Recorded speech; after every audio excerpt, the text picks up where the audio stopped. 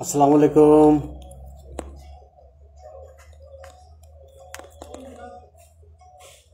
আজকেও চলে আসলাম আপনাদের মাঝে নিজের ব্যক্তিগত কিছু অভিমত আপনাদের কাছে শেয়ার করব। বিশেষ করে আমার প্রিয় বাঁশখালীর সাধারণ জনগণ তথা আমার এই লাইভে যে বা যারা যেখান থেকে শুনতেছেন সকলের উদ্দেশ্যে বলবো, আজকের আলোচ্য বিষয় হচ্ছে আপনি কিভাবে ভুল চিকিৎসা থেকে বেঁচে যাবেন, আপনি কিভাবে বুঝবেন যে আপনার মধ্যে ভুল চিকিৎসা হচ্ছে, আপনি কোনো প্রতারণার শিকার হচ্ছেন কিংবা আপনি ভুল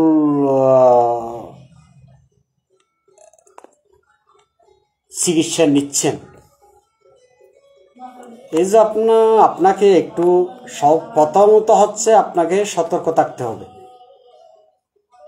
আপনাকে সতর্ক থাকতে হবে, আপনাকে বুঝতে হবে, আপনাকে নির্দিষ্ট জায়গা বেছে নিতে হবে।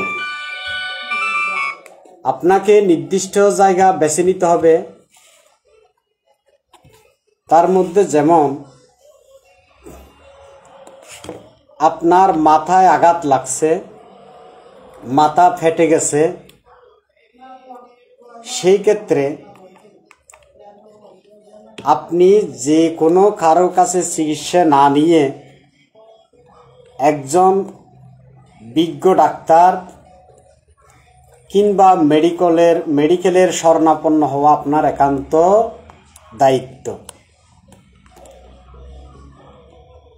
যেমন মাথা ফেটে গেছে, ওটা হুটহাট করে কোনো কারণে গিয়ে আপনি সেলাই করে দিলেন, এতে করে আপনার কিন্তু একটা বিপদ হইতে পারে। এটা মাথা ফাটার পরে আপনাকে দেখতে হবে মাথার কিছু চিহ্নিত স্পট আছে যেখানে আঘাত লাগলে ওই চিকিৎসা মেডিকেল ছাড়া অন্য কোনো কানে করানো অনেকটা 90%, 80%, 90% রিস্ক হয়ে যায়। তার মধ্যে এই যে আমি হাত দিয়ে দেখাচ্ছি, এখান থেকে শুরু করে এই সাইডটা, পেছনের সাইডটা, এটা খুব মারাত্মক সাইড। এখানে ফাটা লাগে না, অনেক সময় অনাকাঙ্ক্ষিতভাবে একটু টুকা লাগলেও মানুষ মারা যেতে পারে। তারপরেও মনে করেন মাথার অগ্রভাগে ফাটছে, ওই ক্ষেত্রে কিন্তু একজন বিজ্ঞ লোক আপনাকে দেখবে, দেখার পর দেখা যাচ্ছে কি আসলে এখানে চামড়ার বেত করে অনেক সময় এখানে শক্ত মালা জাতীয় একটা জিনিস আছে। হ্যাঁ, আপনি বা আপনারা বুঝার মতো করে আমি বলতেছি, মনে করেন মাথার মালা যেটা বলি আমরা, মাথার বেশি শক্ত হাড্ডি যেটা আছে, ওটা যদি ফেটে যায় তাহলে এটার চিকিৎসা এখানে হবে না। এখানে লোকাল এলাকায় এই চিকিৎসাটা এখানে উপজেলা স্বাস্থ্য কমপ্লেক্স হবে না। আপনাকে অবশ্যই এটা চট্টগ্রাম মেডিকেল কলেজ গিয়ে চিকিৎসাটা নিতে হবে। এখানে অনেক পরীক্ষা নিরীক্ষার ব্যাপার আছে।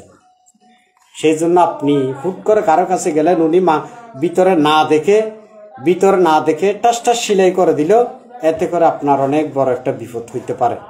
এমনকি আপনার লাইফটা পর্যন্ত ধ্বংস হয়ে যেতে পারে।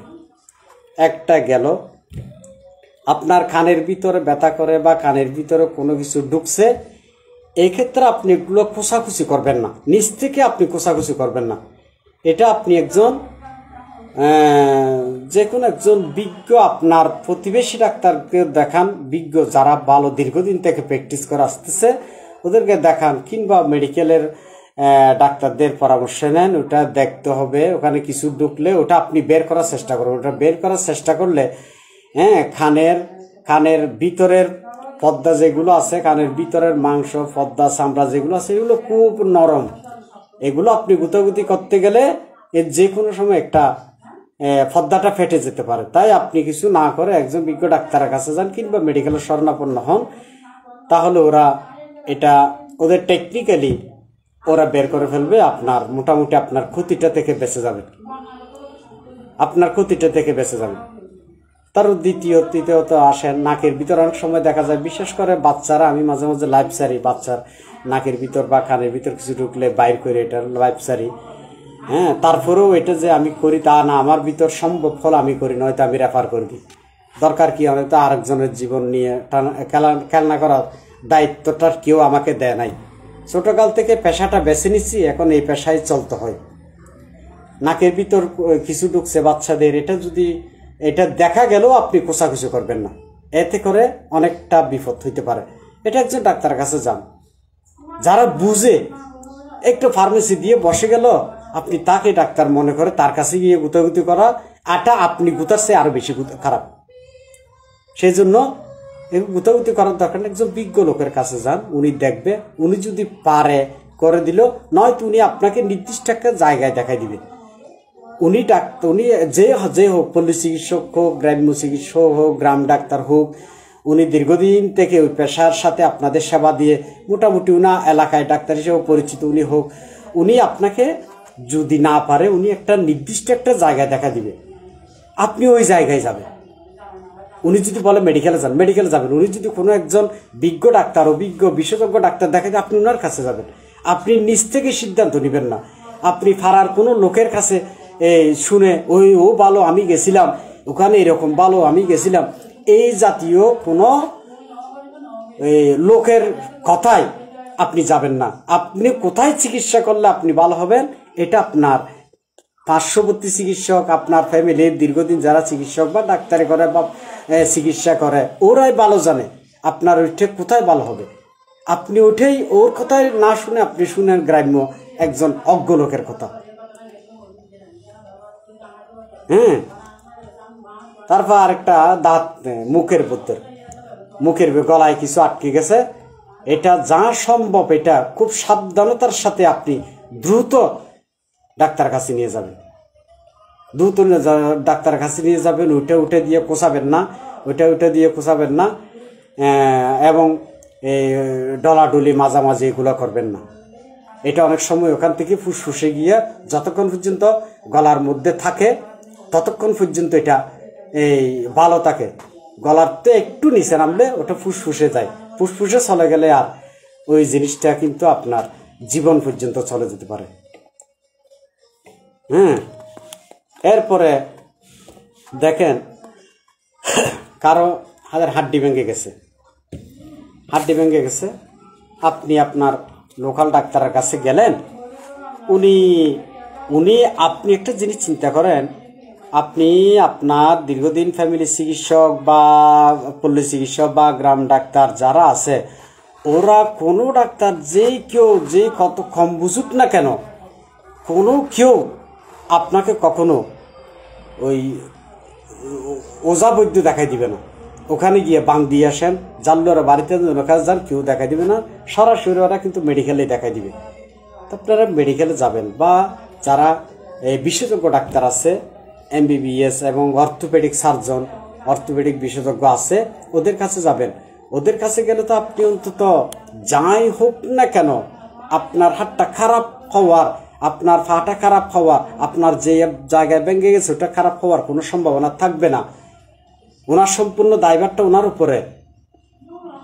হ্যাঁ, আপনি একটু চিন্তা করেন, মনে করেন এই জালুয়ার বাড়ি নিয়ে কোথায় এত জাল তারা খাইলো কোথায়? আমরা শুনি জালুয়ার বাড়ি বলো কোথায়, এত জাল কিভাবে, কোথায় থেকে এত জাল সংগ্রহ করলো এটা জানি না। ওরা মানুষকে বান দিয়ে দেয়, 1 বান 2 বান 3 বান দেয়, 1 বানে 3000 টাকা, 2000 টাকা, 4000 টাকা এভাবে নিয়ে ফেলে। তো নিতে যা টাকা লাগে তার অর্ধেক টাকা দিয়ে কিন্তু আপনি মেডিকেলে সঠিক চিকিৎসাটা করে আসতে পারবেন। আচ্ছা, এটাও বাদ গেল, মনে করেন জালুয়ার বাড়ি বা কোনো একটা ওজা বাড়ি, কোনো একটা বৈদ্যর কাছে গিয়ে আপনি বাঁধটা দিলেন, ওখানে আপনার মতো আরো 10টা রুগী গেল, এখানে 2টা রুগী ওদের কাছে খারাপ হয়ে গেল, 8টা রুগী ভালো হয়েছে, 2টা রুগী খারাপ হয়ে গেল। এই 2টা রুগীকে তখন তারা কি করবে? তারা বলবে যে আপনি মেডিকেলে চলে যান, চিটাং মেডিকেলে চলে যান। এখন আমার প্রশ্ন হচ্ছে, প্রথম থেকে চিটাং মেডিকেলে গেলে কি? প্রথম থেকে আপনি একজন অর্থোপেডিক বিশেষজ্ঞ ডাক্তারের কাছে গেলে কি?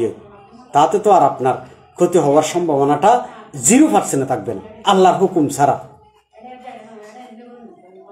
হ্যাঁ, এই যে মনে করেন আপনার বাত ব্যথা, কোমর ধরে গেছে, প্যারালাইজ আক্রান্ত হয়ে এক সাইড অবশ হয়ে গেছে, তখন ডাক্তার সাহেব এই physical medicine, neuro medicine, neuro surgeon বা এই জাতীয় চিকিৎসা বা হৃদরোগ বিশেষজ্ঞগণ বললো যে আপনি একটু দেন, থেরাপি দেন।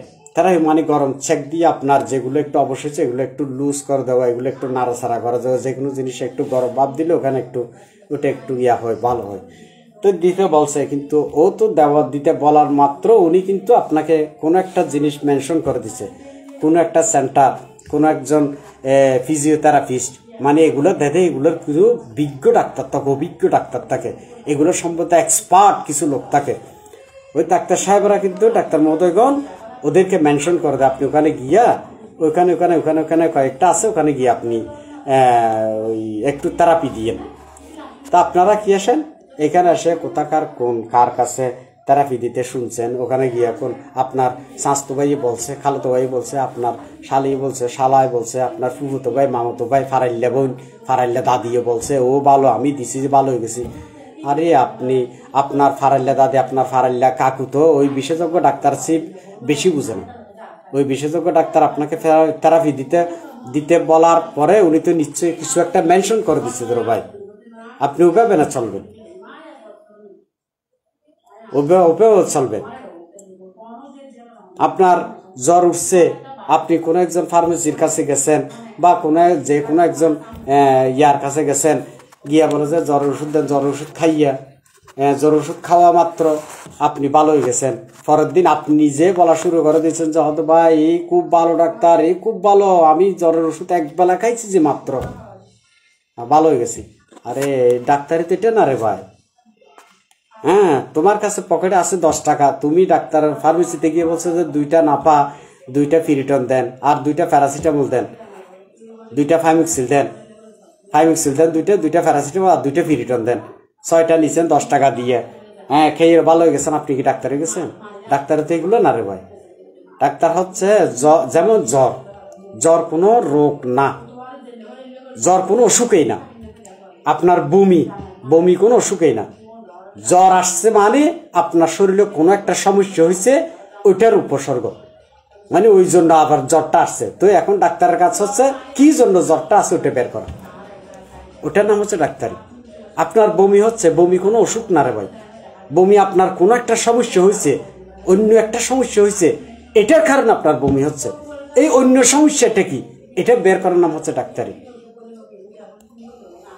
তো আপনি যার কাছে থেকে গিয়া ওষুধ খাইয়ে ভালো হয়ে গেছে, তারপর দিন থেকে ওর সুনাম শুরু করে দিচ্ছেন, ঠিক আছে, এটা তো ডাক্তারি তো না রে ভাই। ডাক্তারে হচ্ছে আপনার সমস্যাটা কি, ওটা কোত্থেকে সৃষ্টি হয়েছে, এটার জন্য কয়দিন ওষুধ খাওয়া লাগবে, এবং ওষুধ চলাকালীন সময়ে যদি আপনার কোনো একটা আরেকটা সমস্যা দেখা দেয়, এটা ওষুধের কারণে হচ্ছে কিনা, বা এটা তাৎক্ষণিক সমস্যা কি, এটা তখন রুগীটা আপনার আওতার ভিতর আছে কিনা, নাকি রুগীটা আপনাকে রেফার করে দিতে হবে, এইগুলো সব বুঝা, ওষুধগুলো কয়দিন খাইতে হবে, কোনটা কয় বেলা খাইতে হবে, কোনটা কয়দিন খাইতে হবে, অনেক এইগুলো সব বুঝার নাম হচ্ছে চিকিৎসা, ডাক্তারি। সুতরাং সাবধান হন, যত্রতত্র আপনারা নিজের জীবনকে বিপন্ন করিয়েন না রে। জীবনটা অনেক বড়, বিপন্ন করিয়েন না। এই যে প্রতিনিয়ত বাঁশখালীতে যে ঘটনাগুলো করতেছে, এগুলোর কারণে আমরা পল্লী চিকিৎসকগণ খুব প্রশ্নবিদ্ধ, নিজেরাই লজ্জিত হই। যাই হোক, প্রতিদিন আপনাদের সাথে কিছু একটা বিষয় নিয়ে শেয়ার করব। আমার মধ্যে অনেক ভুল ভ্রান্তি হবে, কারণ আমি যে সবকিছু না 50% জানি, এখানে সন্দেহ আছে। তারপরেও হয়তো আপনাদের সচেতনমূলক কিছু নিয়ে আপনাদের সামনে হাজির হব। ভালো থাকবে সবাই। আল্লাহ হাফেজ, শুভরাত্রি।